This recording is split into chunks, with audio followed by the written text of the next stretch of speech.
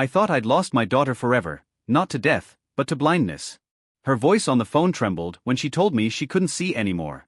I remember sitting down on the kitchen floor that night, the phone pressed to my ear, tears spilling down my face as she whispered, "Dad, I'm scared." I didn't know that behind those trembling words was a lie, one that would cost me $50,000, my peace, and almost my sanity. But when the truth came out, she wasn't the only one who cried. If you've ever trusted someone so deeply only to have that trust ripped apart, hit that like button, subscribe, and stay till the end, because this is a story about love, betrayal, and the moment I made my daughter finally see what she'd done. My name's Michael. I'm a father, a retired electrician, and until last year, I believed that nothing could ever break the bond between me and my only daughter, Emily. She was always the bright one. The kind of kid who used to climb trees in her Sunday dress, come home with scraped knees, and still have the biggest smile on her face. Her mother and I used to joke that she'd light up any room she walked into. But after her mother passed away 5 years ago, something inside her dimmed. She stopped calling as much. Her laughter on the phone sounded forced. I told myself she was grieving, that time would fix it. I never imagined that grief could turn into greed. It started one gray morning in February. My phone rang just after dawn. I was halfway through my first cup of coffee when I saw her name flash across the screen, Emily. I smiled. "Hey, sweetheart," I said. Her voice was different. Shaky. Quiet. "Dad, I need to tell you something." "What is it?" I asked, instantly alert. There was a long pause. Then in a trembling whisper she said, "Dad, I can't see anymore. The doctors say I'm going blind." I remember the sound of that moment, the hum of the fridge, the tick of the clock, and then just silence. My chest tightened. "What do you mean, blind?" I said, my voice cracking. "What happened?" She sniffled. "They don't know yet. It's some kind of degenerative eye disease. They're trying treatments, but insurance doesn't cover everything. Dad, I don't know what to do." I could barely breathe. "My baby girl blind?" Without thinking twice, I said, "Don't worry about money. I'll take care of it." That night, I sat at the kitchen table and transferred $10,000 to her account. I didn't even ask for receipts or proof. She was my daughter. That was all I needed to know. Over the next 4 months, I lived in constant fear, not for myself but for her. Every time she called, her voice seemed weaker. She'd say things like, "Dad, the new medicine burns my eyes," or "I'm learning to walk around the house with a cane now." I'd sit there gripping the phone so tightly my knuckles turned white, whispering, "You're so strong, sweetheart. You're going to beat this." I sold my truck. I withdrew from my retirement savings. I skipped paying bills. Every dollar went to her treatments. By the end of those 4 months, I had sent her $50,000. I didn't care about the number. All I cared about was my daughter's sight, her chance to see the world again. But little by little, the calls became less frequent. The updates more vague. That I told myself she was tired. That she needed space. Until one night, when I decided to surprise her. It was a Friday evening when I drove the 3 hours to her apartment. I hadn't told her I was coming, I just wanted to check in, maybe cook her dinner, make sure she was okay. When I arrived, I knocked softly. No answer. I waited, then tried again. Still nothing.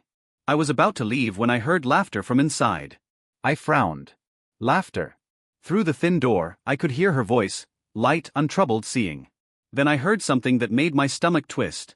"Can you believe he actually bought it?" she said between laughs. 50 grand. Just like that. The old man still thinks I'm blind. Another voice, a man's, replied, "Damn, that's messed up." "Please," she scoffed. "He deserves it. He never paid enough attention to me growing up. Consider it back pay." My world stopped. The blood drained from my face. I felt my knees go weak, and I had to steady myself against the doorframe. I stood there for a long time, heart pounding, ears ringing, listening to my daughter, the person I loved most in the world, mocking me that I didn't knock. I didn't yell. I turned around, walked back to my truck, and drove home in silence. I don't remember much of that night, except the feeling of something inside me breaking. The next day, I went through my phone. I reread every text she'd sent me. The fake updates, the doctor bills, the medication receipts. I realized none of them added up. The hospital names she mentioned didn't exist. The doctor's name she used? Fake. I felt like a fool. A blind man myself, blinded by love. But beneath the heartbreak, something else began to grow. Not anger, not yet. Just cold, Quiet determination. A week later, I got a message from her. Dad, I need another $5,000. The last treatment didn't work. My hand trembled as I read it. And that's when I decided I'd play along. Of course, sweetheart, I replied. But I'd like to bring it to you in person this time. She hesitated. Then texted back, sure, I guess. That was all I needed. 2 days later, I stood outside her apartment again. Same door, same hallway. When she opened the door, she had sunglasses on. A white cane leaned against the wall. Dad, she said, blinking dramatically. You didn't have to come all this way. I smiled. I wanted to see you, Em. How are you feeling? She sighed. It's hard, Dad. The doctors say it's spreading. I handed her a small envelope, empty, except for a folded piece of paper. She reached for it, pretending to feel for my hand. Here, I said softly. Why don't you take off your glasses for a second? Her head tilted. I can't, Dad. The light hurts my eyes. Really? I said, stepping closer.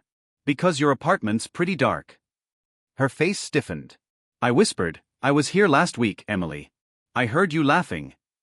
She froze. Her breath caught. What are you talking about? I took the sunglasses off her face. She didn't resist. Her eyes darted, tracking my every move. I thought you couldn't see, I said quietly. Her lips parted. For a second, the mask slipped, guilt flickered in her eyes. Dad, I interrupted her. You lied to me. You made me believe my daughter was going blind.